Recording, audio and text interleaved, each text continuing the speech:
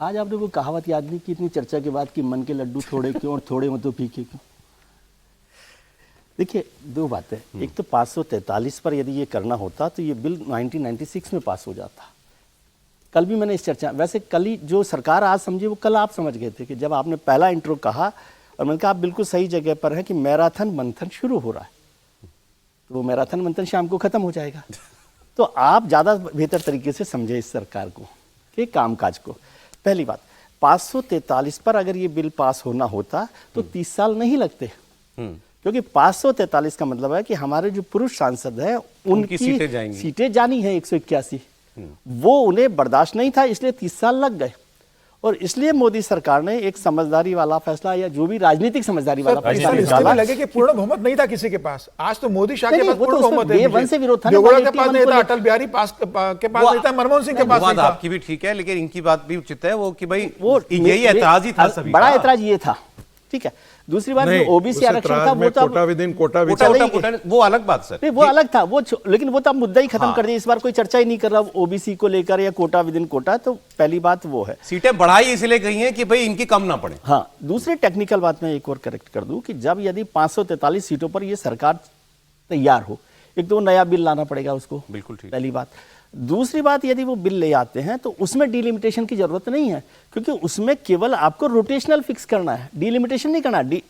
Constituency तो वहां पर बनी हुई है, लॉटरी निकालना है, केवल लॉटरी निकालना है। और लॉटरी के लिए एक फॉर्मूला होगा कि भाई ये फॉर्मूला है, और वो तो 15 साल का फॉर्मूला है, इसमें कोई फर्क नहीं पड़ रहा पहले कौन सा आएगा कौन सा नहीं आएगा, वो तो लॉटरी से ही निकलेगा, उसमें कोई रीड्राइंग नहीं है, रीड्राइंग कोई नहीं है। तो इसलिए 543 में यदि 181 सीट्स को आपको 1/3 रिजर्व करना है तो उसके लिए डिलिमिटेशन की जरूरत है। अभी जो देवेंद्र बात बता रहे थे कि वो इसमें डिलिमिटेशन वाले में कुछ बदलाव करके आज कुछ अमेंडमेंट मूव करके, वो तो वो 2011 वाला कर रहे हैं, लेकिन उससे कोई फायदा नहीं होने वाला। उसका मतलब क्या यही है कि भाई 3 बिल हम ला रहे हैं तो तीनों की तीनों दो तो हम पास करा सरकार ये नहीं करेगी ना, पास कर लेगी तो फिर तो वही बात होगी कि सरकार की मंशा डिलिमिटेशन की है, महिला आरक्षण बिल की नहीं है।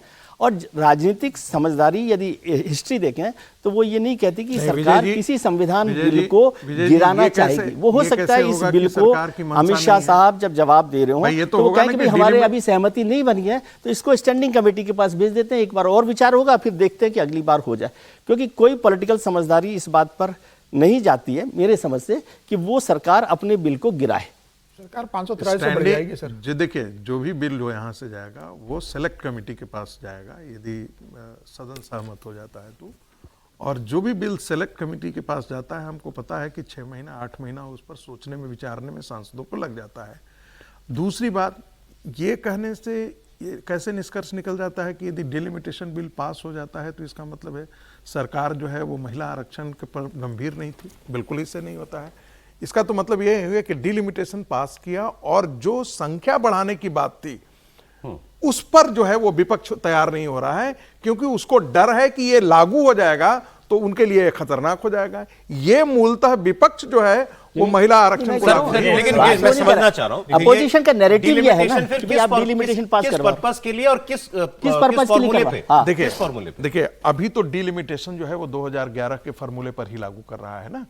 लेकिन जब उसमें आप यही क्लियर नहीं कर रहे सीटें बढ़ेंगी कि नहीं बढ़ेंगी, तो वो क्या चीज का डिलिमिटेशन किसको लिमिट करेगा? मैं कह रहा हूं, एक मिनट, सीटें बढ़ेंगी न बढ़ेंगी अभी कैसे तय कर रहे हैं आप? अभी तो बिल लाया गया है ना। मान लेते हैं 1 मिनट के लिए आप मान लेते हैं आज गिर जाती है, प्रभु दोबारा भी लिखना होता है कि ये सीट बढ़ेगी कि नहीं बढ़ेगी। सर सुन लीजिए 1 मिनट, डिलिमिटेशन बिल पास कर लेते हैं